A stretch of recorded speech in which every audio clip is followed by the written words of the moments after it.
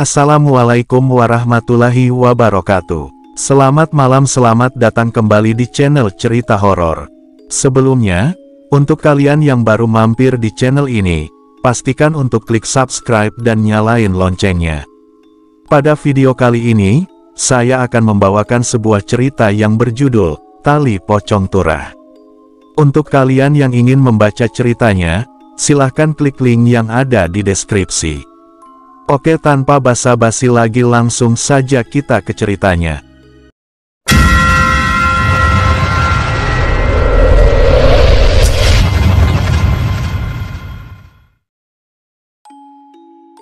Armin mengidamkan mustajab tali pocong tetapi tak kunjung nyata, berbulan-bulan hingga menahun. Telah ia sambangi rumah-rumah dukun yang lampunya temaram, amal ritual aneh telah pula ia lakoni, bahkan talinya ia punya sudah. Tali bukan sembarang tali, tali kusam untuk menyimpul kafan nenek perawan. Wanita keriput pikun yang mati begitu saja lantaran tua, yang tak pernah kawin oleh sebab cinta sejatinya yang tiba-tiba sinting gara-gara teluh dan tak bisa sembuh, dan hukum perkawinan tak memungkinkan ia mengawini pria tidak waras. Jadilah jiwa wanita itu terlunta, dari gadis hingga menua renta, lalu mati dengan kesepian, pada Selasa Legi.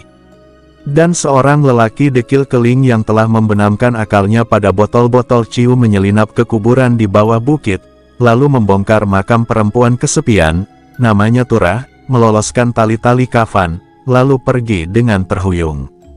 Pada Armin, dengan sedemikian rupa, seperti takdir saja, si pembongkar menyerahkan tali pocong Turah. Maharnya Rp500.000.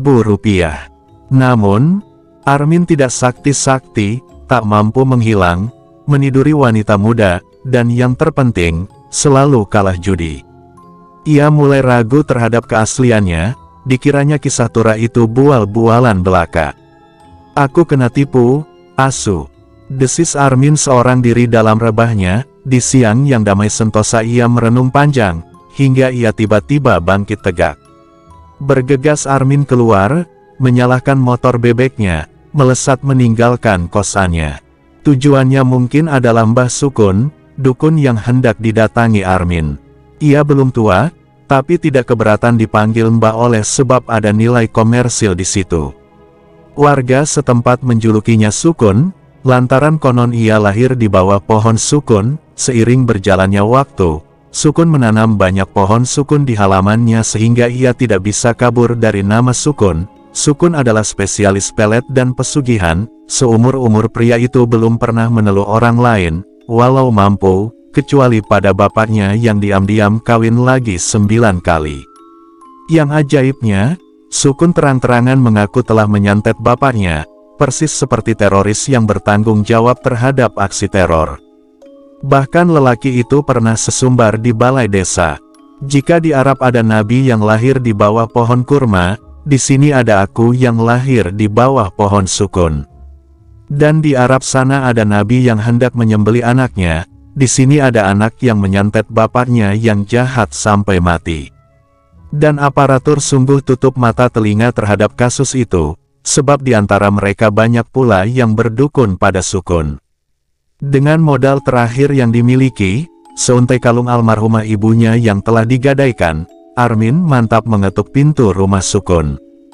"Oh, kamu lagi.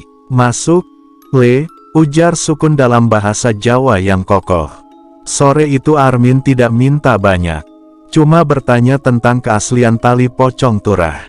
Tentunya ia tidak membiarkan Sukun tahu cerita lengkapnya. Namun, dukun itu dengan fasih merunut riwayat tali tersebut bahkan sampai ke kehidupan si mayit, dan semuanya sekalipun tidak bertentangan dengan apa yang diketahui Armin dari si penjual tali. "Kamu akan mendapatkan segalanya, hanya sabar yang masih kurang. Dan kusarankan kamu jangan kembali lewat kepil, tapi memutar." "Ngerti." Armin manggut-manggut patuh. Lantas ia pamit seraya tak lupa memberi Sukun uang. Alih-alih menerima bayaran, Sukun mundur sebentar ke dalam lalu kembali dengan berlembar-lembar uang. "Ini ku kembalikan punyamu. Yang sudah terjual belikan kembali yang sebanding, yang masih ada ditebus secepatnya." Datangi makam mbokmu, dia sudah payah mengurusmu, ngerti. Armin tertegun tak main-main, bagaimana Mbah bisa? Itulah sebabnya aku bernama Mbah Sukun, senyum Sukun. Seturut amanat sang dukun, Armin melintasi jalur pulang yang berlainan dari semula, lebih jauh, tetapi tak apa. Dari mungkin ia ke Secang, dari Secang menuju Temanggung, dari Temanggung tiba di Parakan, sehingga Armin menjumpai jalan menurun begitu panjang seakan tak berujung. Beberapa waktu sesudahnya Armin sampai di kos, kebetulan aku sedang duduk membaca di depan kamarku yang berhadapan dengan area parkir. Armin tersenyum lebar padaku lalu segera menuju kamarnya sembari bersiul lagu. Anak itu memang pandai tersenyum menyiul, aku juga tahu cukup banyak tentangnya, tentang baik buruknya, termasuk tentang kegandrungannya pada soal-soal paranormal. Sementara Armin lenyap dari pandanganku, aku menyambung bacaan tabloid bola, klub pujaanku. AC Milan baru ditahan imbang Barcelona di Liga Champions. Rivaldo mengamuk dan berbuat onar, tetapi Milan beruntung punya Albertini. Skor 3-sama. Bacaanku makin larut. Gazeta memberi nilai cenderung lebih jelek pada skuad Milan. Hingga sesuatu datang mengusik. Bau apa ini? Kataku tak bersuara. Ini bukan bau, tetapi aroma wangi asing yang bercampur. Aroma tanah sehabis hujan. Maka segera kulipat tabloid untuk selanjutnya mencari-cari sumber aroma tersebut.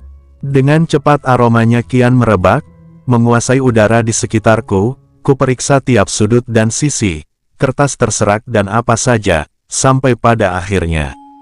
Kulihat seutas tali seperti kain tersimpul di pegangan jok motor belakang. Dus, tak sampai hati aku diam saja. Dengan sadarnya aku mendekati benda tersebut. Aromanya yang tercium semakin menyengat. Benda apa ini? Apapun namanya, yang jelas ia tersangkut di motor Armin. Dan sungguh tali itulah biang aroma aneh ini. Adakah ia direndam minyak wangi sedemikian lama? Bajingan, aku tak ingin berurusan terlalu banyak dengan benda itu. Sehingga aku bersecepat mengejar Armin ke kamarnya. Pintu kamar Armin kubuka tanpa permisi. Seorang lelaki di dalam tampak gugup dan tergesa-gesa mencari sesuatu. Kamu dari mana, Ar? Armin sengaja membuang muka, tetapi matanya berkelat-kelit. Kamu kehilangan barang. Ia sepertinya ingin mengangguk tetapi tak sanggup. Setahuku nggak pernah ada maling di tempat ini. Santai saja aku melangkah lebih ke dalam, menduduki kasurnya, lalu mengambil gitar untuk kumainkan. Kamu pergi kemana tadi siang, Ar? Batu Raden. Ha? Mbah Rowo. Atau ke rumah Sukun lagi? Iya. Walah. Ar, kamu ini nggak ada kapoknya. Memangnya kalau taliku hilang, dus. Segala bunyi seketika membisu. Aku tak bisa berpura-pura telah mendengar cukup banyak ceritanya.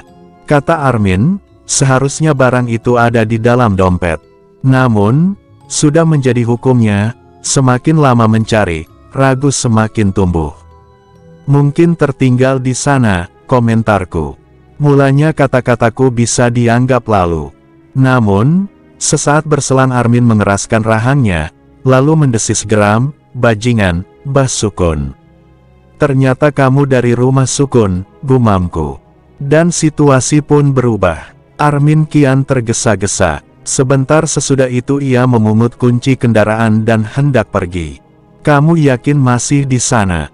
Tali pocong itu, kan? Armin mengangguk, pasti sudah dia rencanakan.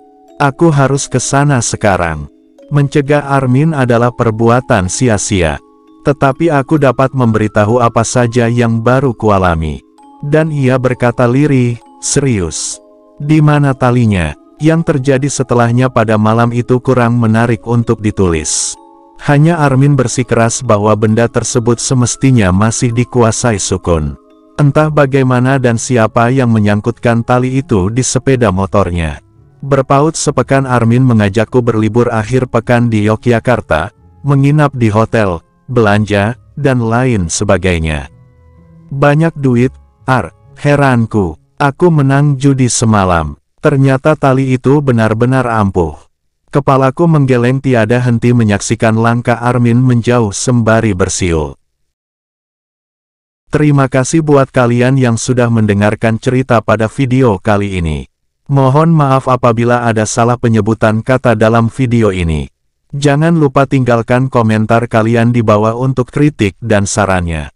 Sampai jumpa pada video-video kami selanjutnya. Wassalamualaikum warahmatullahi wabarakatuh.